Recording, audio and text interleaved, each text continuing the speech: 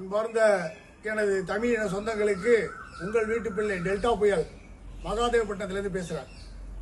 நான் மன்னார்குடி சட்டமன்றத்துக்கு உட்பட்ட நமது ஐயா எஸ் காமராஜ் அவர்களுக்கு பதவி நீக்கத்தை பற்றி பேசியிருக்காங்க. அதாவது அதை பற்றி தான் இந்த வீடியோவில் நம்ம பேச போகிறோம். அதாவது ஐயா காமராஜ் அவர்களை கட்சியை விட்டு நீக்கிட்டேன்னு மே 12 சொன்னாங்க.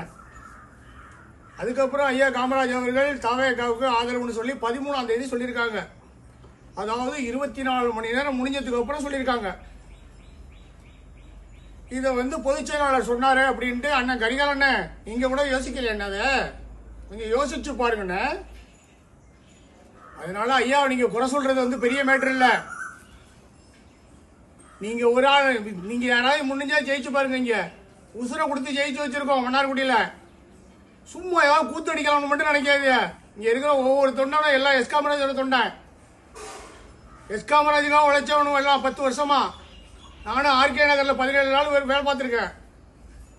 மேலூர்ல கொடி அறிமுகத்துக்கு 2 நாள் அங்க இருந்திருக்கேன். நீங்க போட்ட அத்தனை கூட்டத்தில நான் இருந்திருக்கேன்.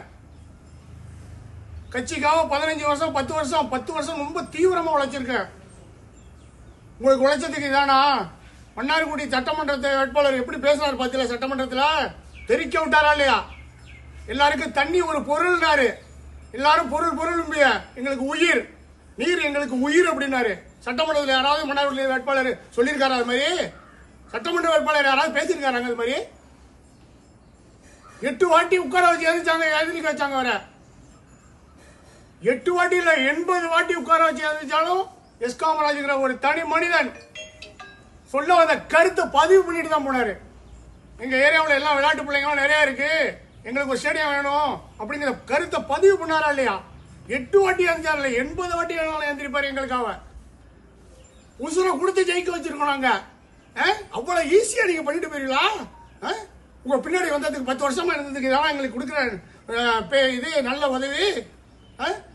என் ஊர்ல 3000 ஓட்டு போல இருக்கு. இன்னைக்கு நம்பர் 1 நாங்க தான் இருக்கோம். யாருன்னா எஸ் காமராஜ்ங்கிற ஒற்றை மனிதனுக்காக நாங்க நினைக்கிறோம் பின்னாடி. அதை தெரிஞ்சுங்க, அதெல்லாம் யோசிச்சு பதில் சொல்லுங்க. நாங்க பேசக்கூடாதுன்னு நினைக்கிறோம் ரொம்ப. அதனால நீங்க யோசிச்சு நல்ல முடிவா எடுங்க. நீங்க விளக்கிட்டே நாங்க மட்டும் போயிட்டு இருக்கோம். நாங்க ஒட்டுமொத்த பேரும் எஸ் காமராஜ் என்ன சொல்றாரோ அதுதான் கேட்போம். ஆமா, எந்த எல்லைக்கும் போவோம் எஸ் காமராஜுக்காக. நாங்க பார்த்து நல்ல முடிவா எடுத்து நீங்க ஒதுங்கிங்க, அவ்வளவுதான் நாங்க சொல்லுவோம். இது சும்மா அந்த பூச்சாண்டி காட்டுற வேலை அது மாதிரி எல்லாம் பண்ணாது. இது பணம் கட்டுறது சலசலப்புகள்லாம் அஞ்சாது. பார்த்துருப்பிய சட்டமன்றம் தெரிச்சிச்சு பாத்தீங்களா?